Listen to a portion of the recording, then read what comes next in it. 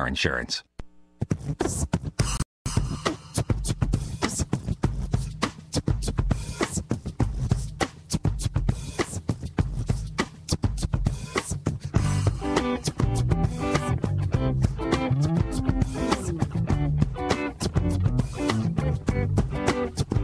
Welcome back to La La Land on CRN Digital Talk. I'm Brett Chapin, and that is guest co-host James Welch. Hello again. If you have any questions for any of our guests today, guys, give us a call at 1-800-336-2225.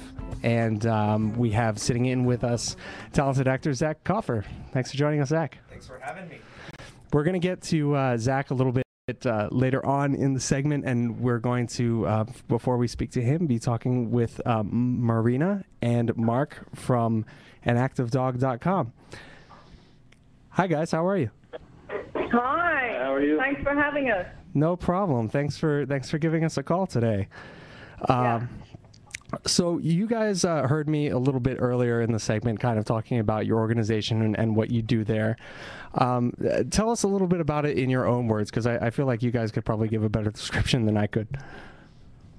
Okay, well, let me just first, I guess I'll make the correction. We actually started the production in May of this year. So that was May in 2011. Oh, okay. Yeah, so just wanted to make sure that was correct. We actually, Mark and I were just, going about our ordinary lives, and we were living in Santa Fe at the time, and Mark had a wonderful rescue dog, Santina. He'd had her for over 20 years, and she had died, and it was sometime after that we were sort of thinking about getting ready to get another dog. And so obviously we wanted to rescue one. And, I was just on the website checking out the different shelters, what was going on. And to my horror, discovered all of these different statistics about the kill rates in shelters. Obviously came across some really awful graphic videos and started to do a little bit of research. Mm-hmm. And what I was doing was I was passing this information, I was emailing it all to Mark, and he would just say, quit sending me that stuff, it's just awful.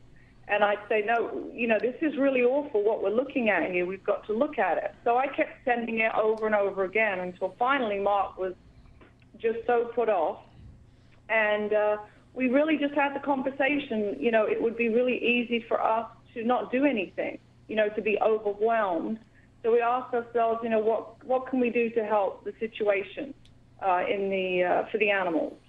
And so Mark literally got up the next day and asked me for a number, to come up with a number of, just focused on dogs, for how many are killed every day in shelters across America. And so we came up with the number 5,500 are killed every day. Wow. And it's going to take Mark 2 years to paint what we kill in one day. And the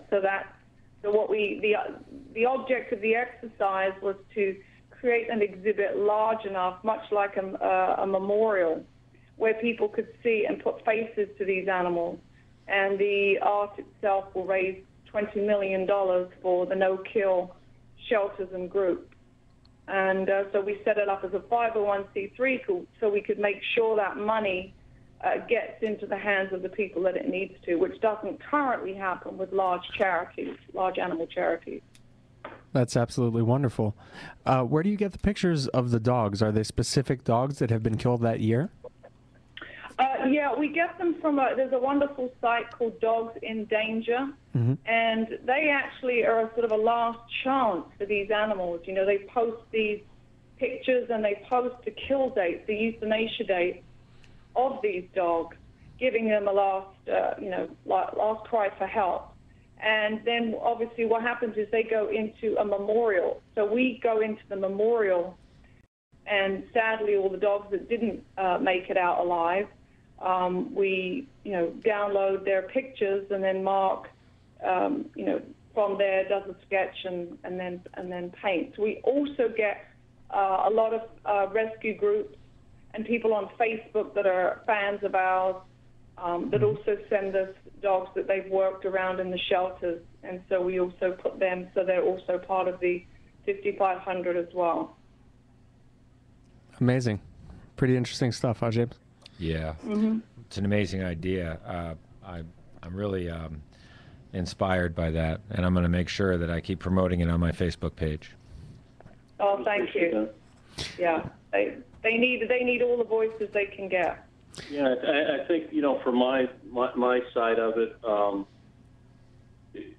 it was really hideous stuff that Marina was sending me, and when we decided to go forward with the project had to be impactful enough where it could make change. And when the exhibition is finished, when I finish painting the paintings, it'll be, if you just lined it up in a straight line 10 feet high, it would go almost 2 football fields long. Wow. And it had to be that impactful in order for it to do what we wanted it to do, which was something that big, and I had to look it up. It's literally half the size of the Sistine Chapel, square footage wise.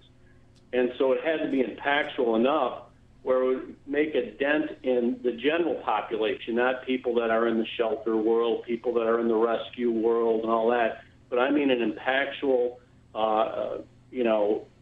sort of guttural reaction from the general public. I mean, and it had to be big enough where people would want to see it. They're going, we can't believe that one person painted 5,500 paintings in 2 years, and then when we set up the show, that the impact of just having all of those faces of those dogs that have died needlessly in these shelters, it would just be overwhelming to be in that space, with all of those paintings. So that's where, I decided to actually use, art for social change. I'd done the galleries and all that stuff for most of my life, and, I'd never really done anything that was, for social change or that had that kind of impact. So that was really my reason for doing it, and really using, what I've done most of my life, if not all of my life, to actually make a change. So, as far as my perspective, that's why I did it, and that's the way I,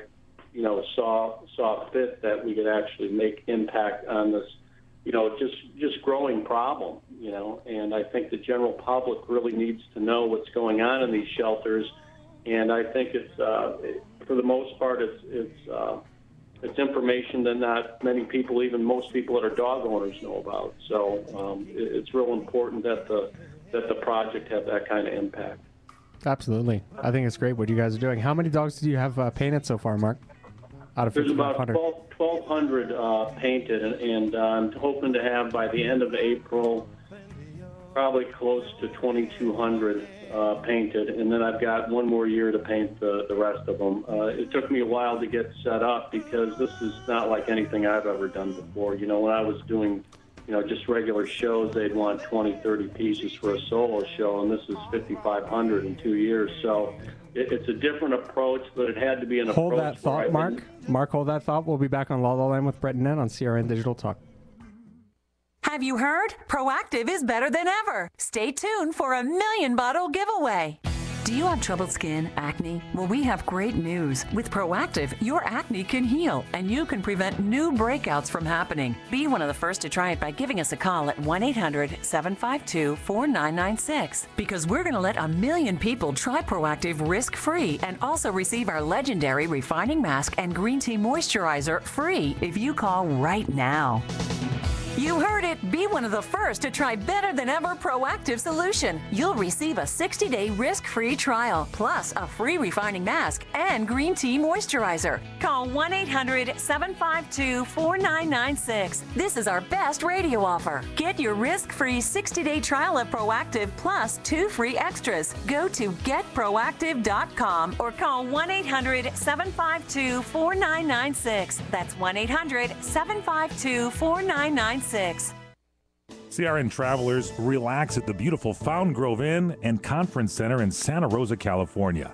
Come to quality and come to luxury. Experience the newly renovated guest rooms. They're generously sized and they're decorated in the Tuscan tradition. They have great, incredible pillow top mattresses, luxurious